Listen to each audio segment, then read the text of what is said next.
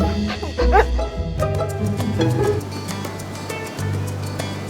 nice fall day in suburban Long Beach, New York.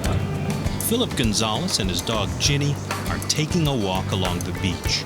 It's a very ordinary scene. Come on, go in the water. Come on. And Ginny, who's a mixed Good girl. Schnauzer Siberian Husky, behaves like a very average dog. But nothing could be further from the truth. Ginny is a dog with special talents. She's a lifeguard of sorts, and Philip was her first rescue. Come on, Ginny. Philip used This to be way. a construction worker until a bad accident lost him his job and left him depressed and in constant pain. I was feeling really depressed, staying indoors, not going out, and my friend Sheila suggested that I go to the local shelter and adopt a dog.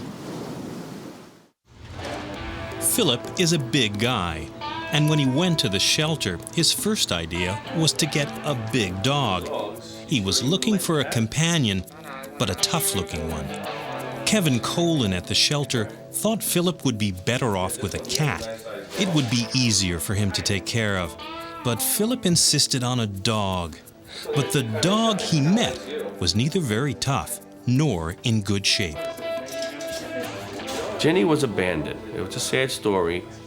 And she was home alone at this house for about 2 weeks. She finished her food. She drank all the water that was available in the apartment. And we were called by the sheriff to go and bring her in. So we brought her to the shelter, and she was not happy. She was very upset, of being abandoned. And she's a sensitive dog until Philip came in. And that was the day that she got up off her feet, wagging her tail, and was just a natural attraction. And this is the first time I've actually seen her look attentive and alive. She's been very depressed. Ginny chose me at the shelter when she first saw me. She got up from the back of the cage and started licking my hand, and they convinced me to take her for a walk. A short walk was all it took for Philip to realize he didn't need a big German Shepherd or a Rottweiler. Little Ginny was dog enough for him. I only walked a quarter of a block, and I came back, and he said, "You're back so soon, you don't want the dog?" I said, "Yes, I'm taking the dog. She's my dog." And from the moment he walked out with Jenny and came back in and said, "I'm going to take her," I was been amazed. He had a look in his face that hasn't changed. It's been the look of joy. What Philip didn't know was that Ginny was going to take them both on an extraordinary adventure. Come on, this way. It all began on one of their nightly walks when Ginny started to act strangely excited. Something had caught her attention, but Philip couldn't figure out what it was until he saw the cat. I was walking and she saw this cat in this vacant lot, and she ran towards this cat. And at first I thought it was going to be a bloodbath because I'd never seen cats and dogs get along. And I couldn't run up to Ginny fast enough. And once she got up to the cat, she sniffed the cat and started cleaning it. Far from looking for a fight, Ginny seemed to want to help the cat she found that first night, and she did the same thing the next night and the night after that. Ginny seemed to have a sixth sense that drew her to cats in trouble. For some reason, she thinks all the cats belong to her. She thinks they're all her babies. Ginny's always there 365 days a year, and it doesn't matter if it's raining, snowing, sleet, or whatever. Ginny is the dog who rescues cats. No matter how they look, they could be missing a limb, an eye, an ear. They could be blind, deaf, and she loves them all just the same. It's an odd rescue mission that Ginny's been on for the last 11 years. In garbage dumps, vacant lots, or abandoned cars, anywhere a stray cat may be in need. She's found over 800 cats, and we've placed over 700. After a cat is rescued, its first stop is a checkup with Dr. Louis Gelfand. And I see we have another. Who is this today? This is a kitten Ginny rescued this morning. It's been a remarkable experience having an opportunity to work with them. And these cats love this dog. And it's been repeated over and over through the years where these are injured cats. There's been cats with no legs. There's been cats with problems neurologically. Put them in a cage. Ginny will run up to the cage and these cats will come right to her. And that's just a remarkable thing. We just never see that. They all seem to respond to Ginny and Ginny to them. It's almost like an abnormal maternal instinct. I've been a vet for 17 years and I have never had the opportunity to see another animal like this. I don't know if I ever will. I know there are many pets in homes where there are both cats and dogs and they seem to get along well. The difference here is that these are not pet cats. These are feral animals and Ginny just seeks them out and they seek her. All right. Well, Ginny, well done. You did it again. She wants a treat. This is where Ginny and Philip live, and it's far from a lonely existence. Because if most of Ginny's rescues get adopted, there are still quite a few who end up members of this unique family. In these crowded quarters, there are 2 nearly invisible dogs and a menagerie of formerly homeless cats. Almost all of them have something that's prevented them from being adopted, but not one of them has a prejudice against dogs.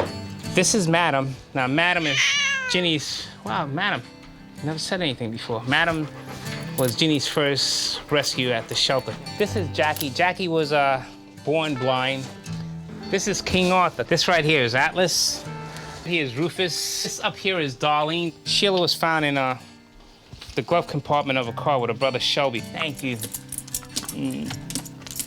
Good girl. Here, Rosie was found in ice under a dumpster. They're all Ginny's cats, her babies. And every time a new cat comes in here, the new cat thinks it's died and gone to heaven. And they all seem to gravitate towards Ginny, all the cats. She visits them all, they're all her babies. Sometimes she takes like a head count. She goes from cat to cat, seeing who's there.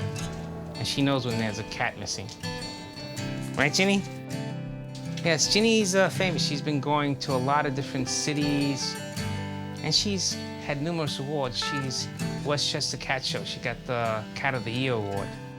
Letters coming from all over the world. A dog won the Cat of the Year award. Ginny has an unmistakable appeal, and a lot has been written about her.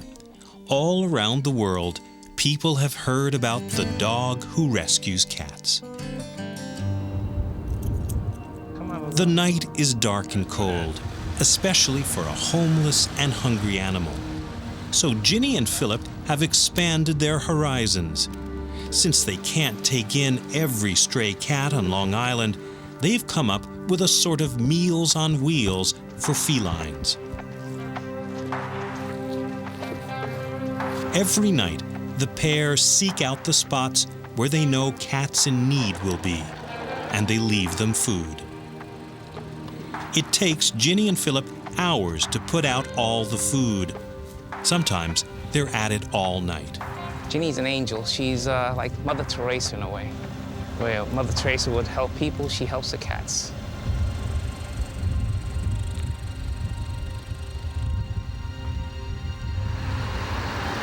When the first few cars of early morning begin to appear, Philip and Ginny finally call it a night.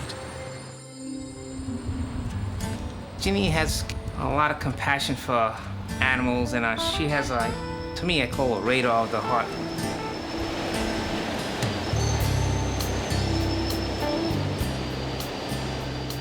In reality, I was Ginny's first true rescue, because she rescued me. Because if it wasn't for her, I don't think I would have been here today. My life now is a rich life. I'm happy with what I'm doing. I'm much happier than I was before because I'm rescuing cats right now, and dogs, and just about all animals that there are, you know. It's all because of Ginny. She started it all. To me, she's really my daughter, and a companion and great friend. Ginny's a small dog with a great and unique gift, a love of others that's transformed the lives of those around her.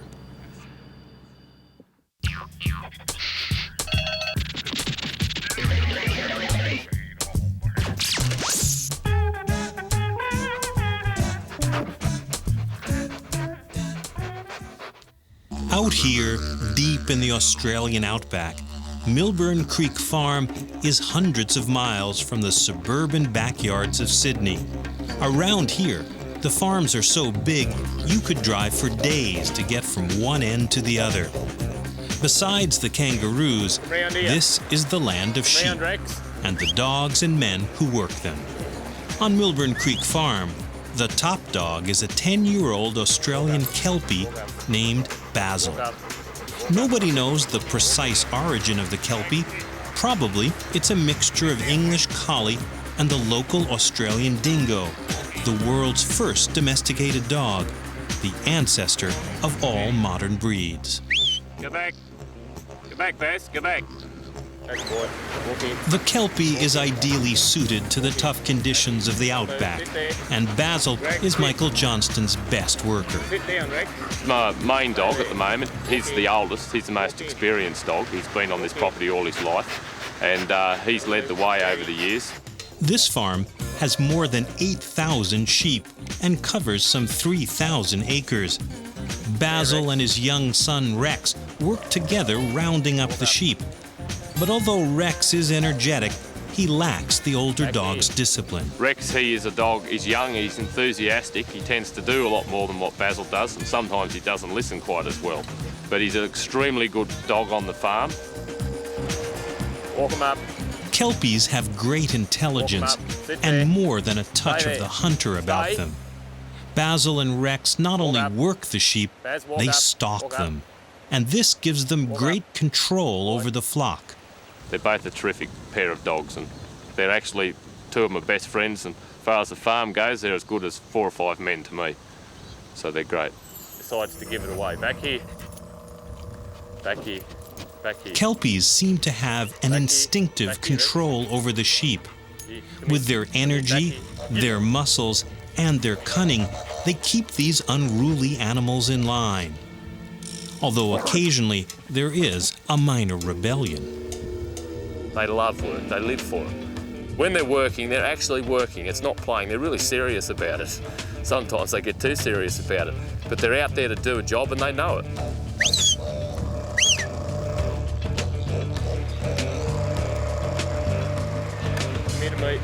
Even for an old hand like Basil, moving a herd of sheep can be a tricky business.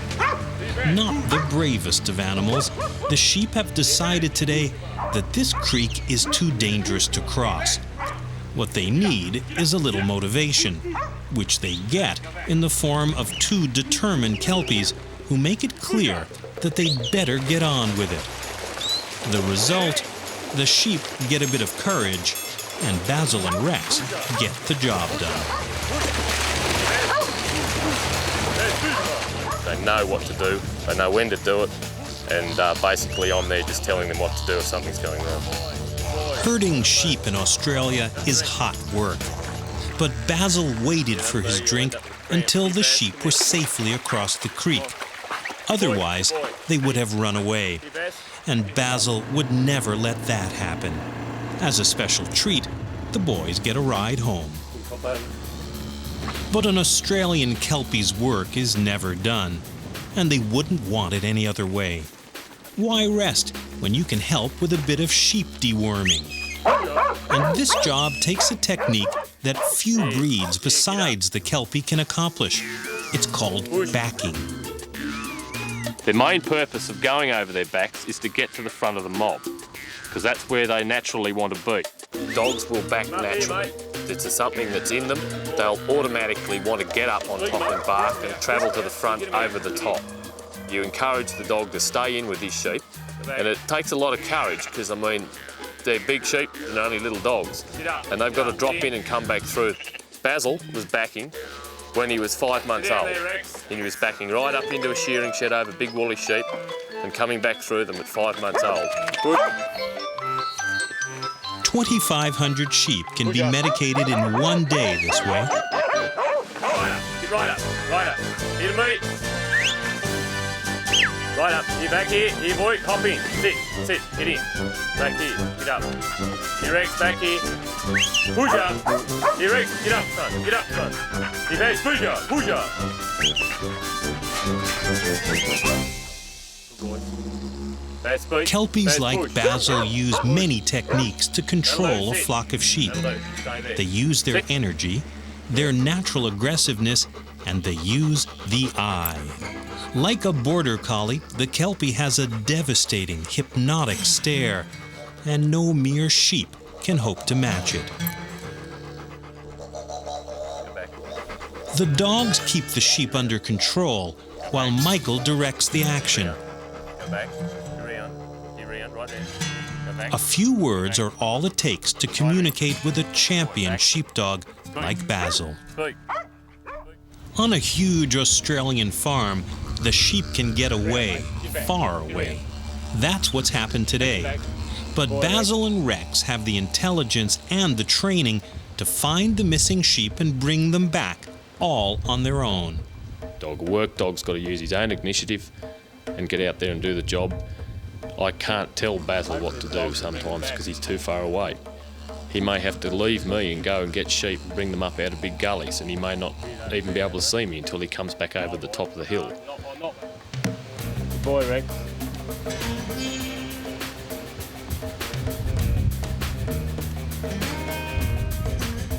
For a working dog, he's got daily duties he's got to perform at, and he's got to work long hours, and some days the dogs might have to work up to 10 hours a day.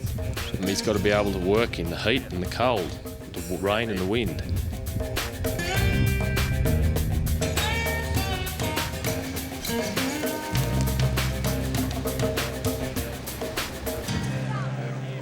The Australian National Field Day is a major event for farmers and their dogs. Basil and Rex's daily herding makes them top contenders for the Sheepdog Trials, a competition Basil has won many times. Of course, this isn't just herding sheep. It's proving you can do it better and faster than those other dogs. And Basil, even though he's 10 years old, is the dog to beat. He's got a reputation as big as a sheep herder's hat. These trials are a part of Australia's history. A dog by the name of Kelpie won the very first trial back in 1872. And today, Kelpies like Basil and Rex compete for money and prestige. It's entertainment, but for sheep herders and sheepdogs, this is serious business. Get up first. Right up. Michael leads with the energetic Rex, who does pretty well.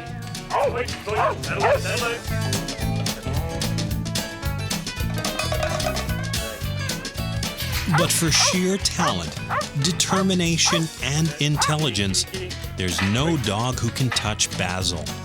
His control over the sheep is legendary, and by the end of the day, the old veteran has beaten them all once again. Basil has more than 24 national titles. Boy. Now stay. Aussie, stop. Stay there. Stay there. You know, for an old dog, that's what I mean. He gives you 150% of effort all the time. He never lets you down. He's always there and he's always trying. And a dog that tries and tries and tries, they'll come up trumps every time. I mean, it's a great thing, and especially for a dog his age. So I'm absolutely thrilled. And you know, he knows it too, I think. So I'm pretty happy with him. Here, right back here, here. He may have come in first at the sheep trials, but Michael knows that Basil's not far from retirement. And so one of Basil's pups looks like a likely replacement. I picked this bug out of the litter. He's a dead ringer of his father when he was a pup. Very, very much the same. Good boy, mate. Good boy. Hopefully in 2 or 3 years' time he'll take his father's place. All we can do is keep our fingers crossed and hope for the best. Old Basil can retire. But that's the future. In the meantime, Basil is still Michael's top dog.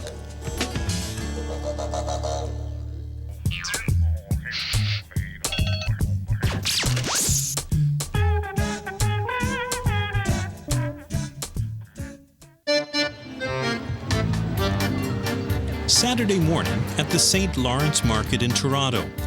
a good place to buy trinkets, crafts, candles, or Linda Arthur's hand-painted mats. Except Linda wasn't selling very many mats. I wasn't getting a lot of traffic and there wasn't a lot of people coming, you know, because my mats are fairly, well, they're more expensive than, say, candles and that kind of thing. What to do when business is slow? Advertise. And Linda's media director is Freddie, the huge Great Dane lounging at her feet. Freddie belongs to Linda's friend, Lynn Cleaney. I thought I would make what I like to do best, which is be out walking with Freddie, try to make a living out of it and be happy and spend as much time as I can with him. So I came up with the idea because Linda down at the market, I wanted to get people to come over and see her booth, and I jokingly said I'll put banners on Freddie and I'll walk around, and that's where the idea came from. Okay, let's go. Freddie's a 140-pound walking billboard. Not the sort of advertisement you're likely to ignore or forget. But Freddie isn't pushy. He's into more of a soft sell. He certainly is very affectionate. The actual breed, the Great Dane breed, they're known as the gentle giants or the Apollo of dogs. They're very mellow, laid back. They're very gentle with kids. That's right, we're just down here on the other side. Come and see us. People walk by and they say, art on the floor, you know? That's the dog. I said, yeah, that's the dog. And then they come in. And so it works out very, very well. Just like a postal worker, dogs are Freddie's biggest obstacle in his line of work.